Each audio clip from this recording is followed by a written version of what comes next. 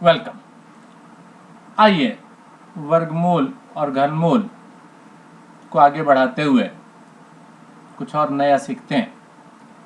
यहाँ पर वर्गमूल 2 का मान मुझे दिया गया है और वैल्यू मेरे से मांगी गई है इस रिजल्ट के लिए। अब इसके लिए आपके हमारे पास क्या रास्ता है कि भाई या तो मैं √2 का वैल्यू यहाँ रख दूँ, सॉल्व करूँ, लंबी सी कैलकुलेशन करूँ और आंसर निकाल दूँ, या दूसरा रास्ता मेरे पास है 23 5 जमा √2, इसका रिजल्ट मुझे निकालना है। तो इसके लिए तरीका ये होता है कि आप नीचे से अंडर को हटाइए, परिमेयीकरण, रेशनलाइजेशन बोलते हैं उसे हम। तो उसके लिए हमने 5 माइनस √2 से ऊपर नीचे मल्टीप्लिकेशन कर लेना है। अब ऊपर तो आपके पास आ जाएगा जी 23 और उसके साथ गुणा 5 माइनस √2 की, और नीचे इन दो चीजों की गुणा होनी है जी। और बड़े ध्यान से देखें और पढ़ें तो a जमा b और a घटा b, यानी a प्लस b, और अगर मैं a माइनस b को गुणा करता हूं तो मुझे एक फॉर्मूला याद आता है, a² माइनस b²। तो a किसको पढ़ रहे हैं आप? 5 को जी। तो 5 का वर्ग माइनस √2 का वर्ग, तो 5 का वर्ग 25 और उसमें से 2 माइनस हो जाएगा तो कितना आ जाएगा? 23 आ जाएगा। ये लो जी, ये तो इससे काट दो जी। अब क्या है आपके पास? 5 माइनस √2 की वैल्यू आपको दी हुई है जी 1.4142। तो 5 में से इसको अगर मैं माइनस कर लूंगा तो मेरे पास कितना रिजल्ट आ जाएगा जी? 3.5858। ये मेरे पास इसका आंसर आ गया। ठीक, बिल्कुल करेक्ट। आइए अगला क्वेश्चन देखते हैं। यहां मुझे बोला गया ये वैल्यू निकाल करके बताइए जी। ऑप्शन भी है मेरे सामने। आइए जी सॉल्यूशन करते हैं, बड़े ध्यान से देखते हैं क्वेश्चन को। क्या है जी? 176 और अंडर द रूट 2401। अब 176 अभी ऐसे रहने दीजिए, इस 2401 का अंडर रूट मुझे सोचना है। अगर मैं सोचूं कि 50 का वर्ग क्या होता है, आप कहेंगे जी 2500 होता है। ये तो 2500 से छोटा है जी। 49 ट्राई करके देखें। हाँ जी, 49 को आपने ट्राई किया तो बिल्कुल जी 2401 ही आएगा जी।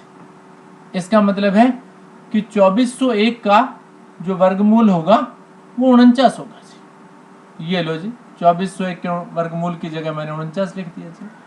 अब 176 और 49 को आप जोड़ लीजिए जी, कितना आ गया? 225 आ गया। अब 225 का अंडर रूट सोचो। 225 को मैं लिख सकता हूँ 15 का वर्ग, पीछे टेबल भी बताई थी जी मैंने आपको। तो मेरे पास 225 का अंडर रूट 15 आ गया, यानी इस पूरे के पूरे रिजल्ट का जो वैल्यू है, या इस क्वेश्चन का जो वैल्यू है वो 15 आ गया जी मेरे पास। ठीक है, तो आसान है जी। ठीक, बिल्कुल राइट। चलिए जी अगले क्वेश्चन की तरफ बढ़ते हैं। अभी अगला क्वेश्चन क्या है मेरे सामने, इसको भी बड़े ध्यान से देखना, आराम से सॉल्व करना है जी मुझे। अंडर द रूट 15612 जमा 154। उसके बाद सबसे पहले सबसे अंदर वाली वैल्यू का अंडर रूट निकालिए। 225 का अंडर रूट मुझे आता है जी, याद है कितना होता है? 15 जी। ठीक है, अब ये 154 और 15 को आप जोड़ लीजिए। 15612, ये आ जाएगा 169, और 169 का भी अंडर रूट मुझे याद है जी, कितना होता है जी? 13। 15612 13, तो ये आ गया 15625, 156 25। और 156/25 अगर आप थोड़ा सा सोचेंगे तो 125 इंटू 125 अगर मैं करता हूं तो मेरे पास 156/25 आ जाता है। ठीक है, तो आपके पास इसका अंडर रूट का वैल्यू क्या आ गया? 125, यानी डी पार्ट मेरे पास ठीक हो गया। 5 की टेबल में अगर आप जाएं तो 5 पंजे 25 पंजे 125 625, ठीक है, इस तरीके से आप बढ़ते चले जाइए, 3125, इस तरीके से आप बढ़ते जाएंगे तो एक स्टेज पर आकर के 156/25 आ जाएगा, जो कि आपके पास अंडर द रूट 125 के लिए हो जाएगा जी। करेक्ट, ठीक। अगला क्वेश्चन देखते हैं जी। अगले क्वेश्चन में क्या दिया मुझे? अगले क्वेश्चन में यहां देख रहे हैं आप, देखें तो ये मेरे पास रूट नीचे 169 गिवन है और उस 169 का अंडर रूट 13 गिवन है यहाँ, ठीक है, और यहां पर पता नहीं किसी वैल्यू का अंडर रूट 18 गिवन है। मुझे अब ये सोचना है कि अंदर यहां क्या लिखा हुआ होगा। आप बोलेंगे जी 18 का स्क्वायर लिखा हुआ होगा, तभी उसका अंडर रूट करने पर 18 आया जी। तो बस जो क्वेश्चन मार्क वहां लगा हुआ था, उस क्वेश्चन मार्क की जगह 18 का स्क्वायर यानी 324 मेरे पास आ जाना चाहिए जी। ठीक बात है जी, करेक्ट। आइए जब सीखते हैं घन और घनमूल की बातें जी। वर्ग और वर्गमूल की बात हमने सीखी थी। अब घन, घन का मतलब होता है घात 3। घन का अर्थ क्या बताया मैंने?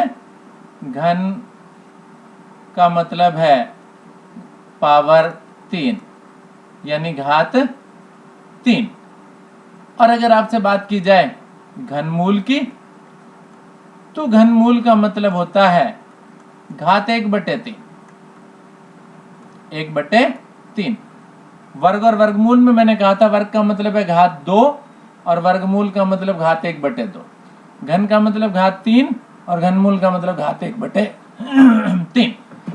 तो आपको जहां पर वर्गमूल निकालना होता था तो वहां आप जोड़ा जोड़ा बनाते थे जी, लेकिन यहां जब मुझे घनमूल निकालना होगा तो 3 को लेना होगा।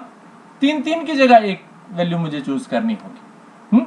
जिससे मान लीजिए 8 की 3 बराबर 512 मैंने लिखा। एक टेबल मैंने बना दी आपके सामने कि 1 की घात 3 1, 2 की 3 करोगे तो 8 आएगा, यानी 2 की 3 बराबर 8। और 8 का जो घनमूल है वो 2 बनेगा जी। 27 का घनमूल 3 बनेगा, 64 का 4 बनेगा, 125 का 5 बनेगा। तो इस तरीके से आप घनमूल याद रख सकते हैं जी। ठीक है, तो घनमूल के लिए मुझे 3 लेनी होती हैं और उन 3 वैल्यूज को एक साथ मिला करके उनमें एक कंसीडर कर लेनी होती है, एक मुझे चूज कर लेनी होती है जी, उन तीनों में से एक। ठीक ठीक। वर्गमूल के केस में आपने देखा था कि वर्गमूल जब हम लगाते थे तो हम कुछ इस तरह का निशान लगाते हैं, ये। और अगर मैं लगाऊं घनमूल, घनमूल जिसका मैंने मीनिंग बताया आपको, घात 1/3, उसको अगर आपने ऐसे सिंबल के रूप में प्रदर्शित करना है तो इस तरीके से अंडर रूट जैसा, वर्गमूल जैसा निशान लगाइए और यहां एक छोटा सा 3 लिख दीजिए।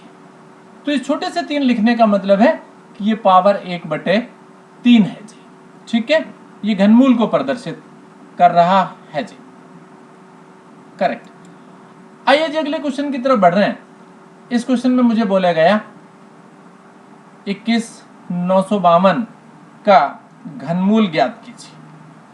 ठीक है, तो देखिए जी किस तरीके से मैं 21,952 इसके मैं टुकड़े बनाता हूं जी। इसके गुणनखंड हम लोगों को बनाने हैं और वह गुणनखंड बनेंगे हमारे पास 2 की घात 3, एक बार फिर 2 की घात 3 और 7 की घात 3। ठीक है, अब मैंने आपको बताया कि इसका आपको घनमूल निकालना है। 21,952 उसका घनमूल यानी घात 1/3। 21,952 चाहे तो ऐसे घात 1/3। तो उसके लिए मैंने क्या बोला था? 3 में से एक को लीजिए केवल। 2 2 और 7, 2 दूनी 4, 4 सत्ते 28। तो ये 28 इसका घनमूल आपके पास इस वैल्यू 21,952 के लिए आ गया जी। ठीक बात है, करेक्ट। आगे बढ़ते हैं, इस क्वेश्चन में देखते हैं। इसमें कहा गया 21,600 को किस छोटी से छोटी संख्या से गुणा करें ताकि इस प्रकार का जो गुणनफल है वो पूर्ण घन बन जाए।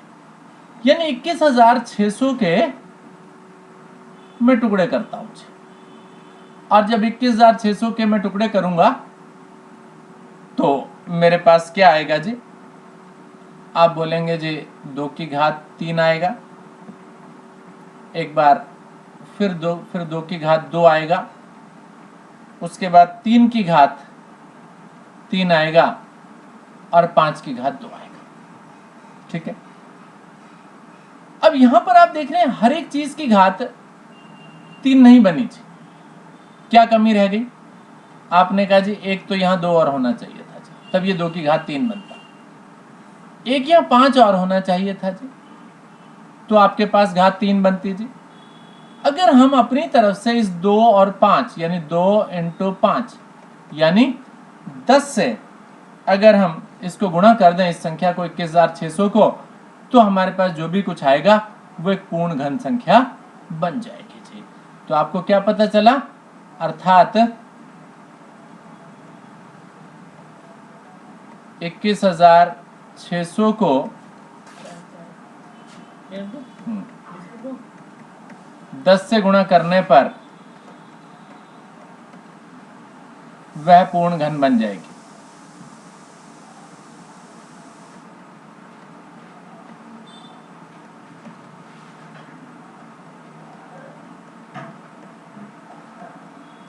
ठीक, राइट। तो इस तरीके से हमने घनमूल वर्गमूल पर बातें आपसे की। उम्मीद है आपको समझ में आया होगा। Thank you very much.